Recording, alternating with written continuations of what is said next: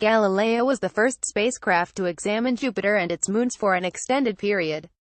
It launched from the payload bay of Space Shuttle Atlantis in 1989, got some speed boosts by swinging past Earth twice and Venus once, then arrived at Jupiter at last in 1995. Circling the solar system's most giant planet for 8 years, Galileo beamed back a string of discoveries to Earth despite encountering several mechanical problems. It discovered evidence of saltwater below the surfaces of 3 moons, Europa, Ganymede and Callisto, and also got close to the infamous Pizza Moon Io as its volcanoes belched into the atmosphere. When Galileo was almost out of fuel, NASA deliberately sent a spacecraft on a suicide plunge into Jupiter on September 21, 2003. The sacrifice, the agency said, was necessary to protect Europa, which likely has a subsurface ocean that could contain life. Studying Jupiter from Earth is easier than ever thanks to improvements in imaging technology, making it easier for even amateur astronomers to watch Jupiter's weather and periodic cometary impacts. Along with Galileo's data, this is helping professional astronomers gather data on how gas giants change on the scale of a few years, or decades. Still, wider mysteries about Jupiter remain, even as NASA returned to the planet in 2016 with a Juno mission. Some missions are being considered for Jupiter's icy moons in the 2030s, such as NASA's Europa Clipper and the European Space Agency's Jupiter Icy Moons Explorer JUICE. Open questions concerning Jupiter include the global abundance of water in Jupiter, how deep storm features go and where Jupiter's magnetic field comes from. Galileo's work at Jupiter has gained even wider implications in the years afterward, because scientists have discovered thousands of exoplanet candidates. Studying Jupiter in our own solar system gives us a window into the formation of these planets outside of our solar system. It's not clear if the solar system shares all of the same life history characteristics of other solar systems. For example, some Jupiter-sized extrasolar planets are very close to their parent star, and as such are called hot Jupiters. It's possible these planets migrated, but the processes are poorly understood. Jupiter was a target of interest for NASA for decades before Galileo's launch. 4 spacecraft had flown by the giant planet before: Pioneer 10 and Pioneer 11, and Voyager 1 and Voyager 2. Pioneer 10, when it zoomed by the planet in 1973, discovered Jupiter's radiation was far less than scientists had anticipated.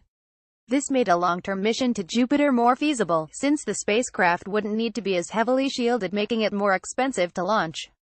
NASA was intrigued by the thought of a Jupiter mission, but the idea went through years of budgetary discussions and management changes, as well as machinations in Congress.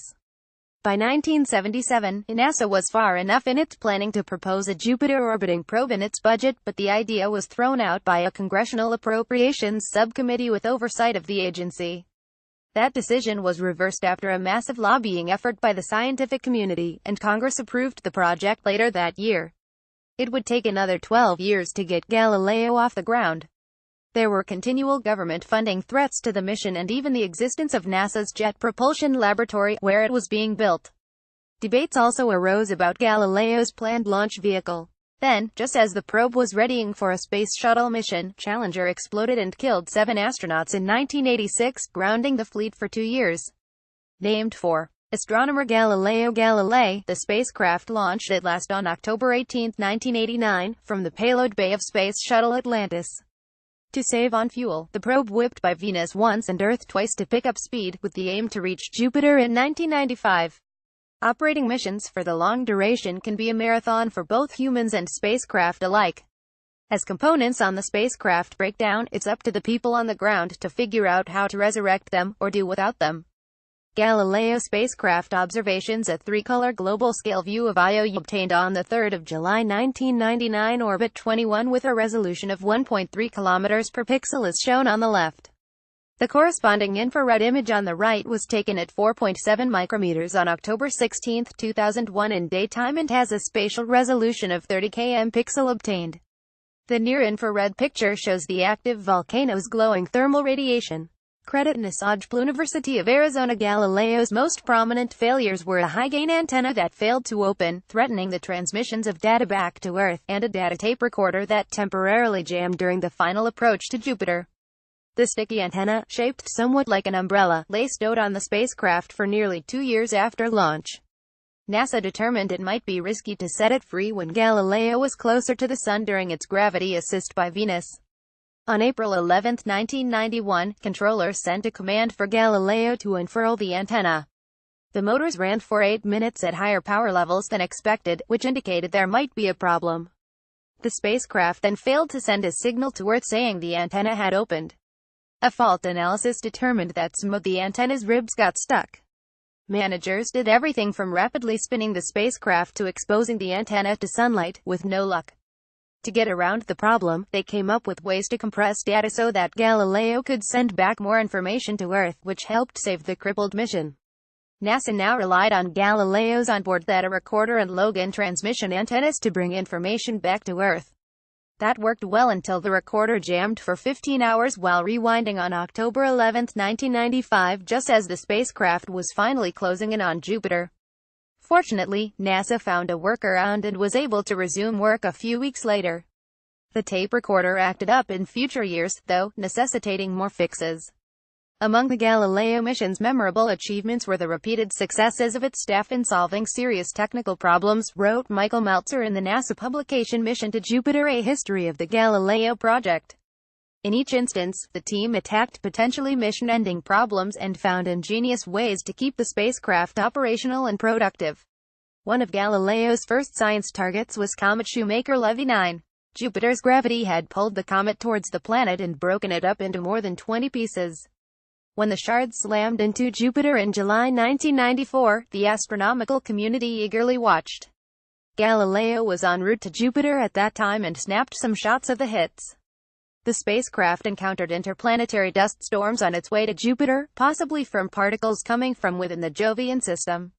At one point, Galileo was tracking 20,000 dust particles a day, compared to a typical 1 particle every 3 days. Galileo was still flying at Jupiter when in July 1995, it released a probe to smack the planet's atmosphere in December. When the probe finished its descent, NASA was surprised at its measurements of helium, half of what they expected, and the dryness of the region in which the probe flew. These initial findings are encouraging scientists to rethink their theories of Jupiter's formation and the nature of planetary evolution processes, wrote NASA in a January 1996 press release. Galileo itself reached Jupiter on December 7, 1995, beginning its years of circling the planet and its moons. These global views of Jupiter's icy moon Europa were captured by NASA's Galileo spacecraft in June 1997. The image on the left shows Europa in natural color, while the right side image has enhanced colors to bring out subtle color differences to show differences between pure water ice white and bluish-white and non-ice components red, brown and yellow spots. Credit NASA's University of Arizona. In the early days, Galileo took a close look at the faint rings of Jupiter to find out how they formed. Data from the spacecraft determined that meteoroids, crashing into small moons around Jupiter, were sending dust up around the planet. Over time, the dust coalesced into rings. While Galileo was often called a mission to Jupiter, the spacecraft also made extensive observations of the planet's largest moons. It found evidence of a liquid ocean underneath Europa's surface, sparking questions about what sort of life could lie underneath. From watching volcanoes at Io, Galileo's data showed the moon's volcanic activity could be as much as 100 times more than what is seen on Earth. And at Ganymede, Galileo found the first magnetic field around a moon. Galileo even made a few side discoveries. When taking pictures of the asteroid Ida, it discovered there was a smaller object orbiting around it. Later called Dactyl, this was the first confirmed satellite of an asteroid.